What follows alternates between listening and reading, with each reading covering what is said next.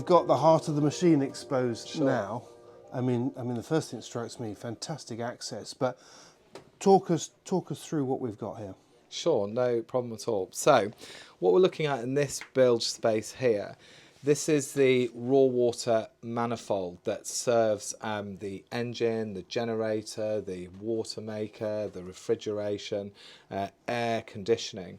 Now, something that we've learned from yachts sailing off all over the world for long periods of time is that what we do is we connect the manifold and we have two intakes. We have a starboard intake and a port intake. And the reason we do that and we connect them is it gives us redundancy within the system. So on the starboard side here, we've got the raw water inlet with a nice glass clear view down, and so we can see if anything is blocking it. And it comes into the manifold here and then serves this side of the manifold. We've got an isolation valve here in the middle.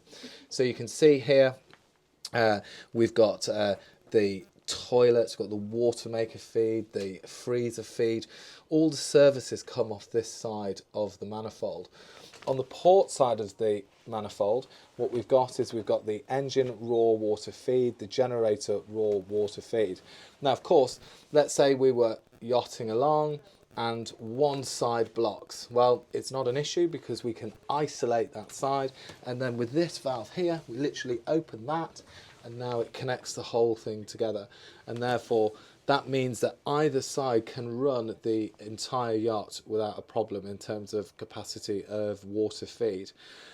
It's also really useful when you're servicing the yacht. So, you know, part of routine maintenance is you'll clean the strainers out, so you can isolate that side, not have to shut the yacht down. So if you're at sea, you're motoring at sea, you can close one side down, change the strainer, clean it out, run the yacht off the other side, and vice versa. So it gives us great redundancy. So that's the guts of the plumbing pool. So the next stage forward, what have we got up here? Sure. Okay. So next build stage space ahead. What we've got here is we've got the commander unit for the hydraulics, and so this is the drive behind all the hydraulic furling mainsail, hydraulic furling head sail, the hydraulic windlass, the swim platform. All of those things comes from here, and so we've got two hydraulic pumps. The reason we have two is it gives us dual operation of the system, and therefore if you're operating, let's say, the mainsail and you want to furl the head sail at the same time, you can do that. Once you press the second button and the pressure drops to a certain point, the second motor will kick in and maintain the pressure in the hydraulics. Now, interesting, one thing to note is it's just really easy access. So if you wanted to check the level of the hydraulic oil actually in the system, you literally just unscrew that. There is the dipstick, you can look down, and also if you're changing the oil or you're servicing the hydraulics, which is where you on an annual basis you will change this furl to here, it's all easy to hand and great access to it as well.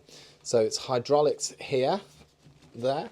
On this side here, we've got one of the battery compartments here that you can see is vented as well. And also what we've got here is these are the master breakers for the yacht. So this is where we can flick all these off. A lot of these are remotely operated.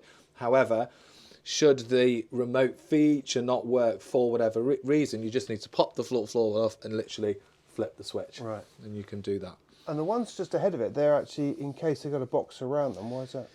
We've just encased these just because we're always thinking about that. We're really conscious that obviously our yachts go all over the world, and you know we all have interesting things happen. So let's just say the floorboard was out and somebody had the window open and for some reason water entered here.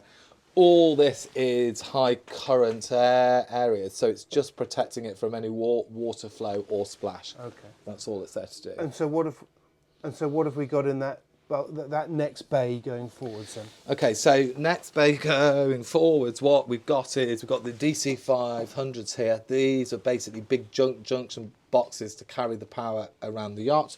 And we've also got some more breakers here. We've also got the fresh water pump here. It sits here, and one of the accumulators here, and the expansion tank. So again, and the bilge pump here. So again, everything is really easy to get to. So in terms of routine servicing, or if anything goes wrong, it's very simple to pop aboard and to get into the space to actually change that out. We've also got great visual access into the keel sump itself, and of course then you can keep an eye on the bilge levels. We do have alarms for that, but also, let's say the strum box on the bottom of the bilge pump gets blocked, well, we can literally just undo these two winglets here, lift this thing, and we can lift the whole lot out. So again, really easy access into running and maintaining the yacht. Of course, I'm up here, but I could very easily be, if I'm running the yacht, I could very easily be here. I can pop these out here, and I can get in and, you know, and actually work and maintain the yacht. It really is very, very good access, isn't it? Because, I mean, I guess in a lot of blue water yachts, this may well all be in an engine room and not so accessible at all.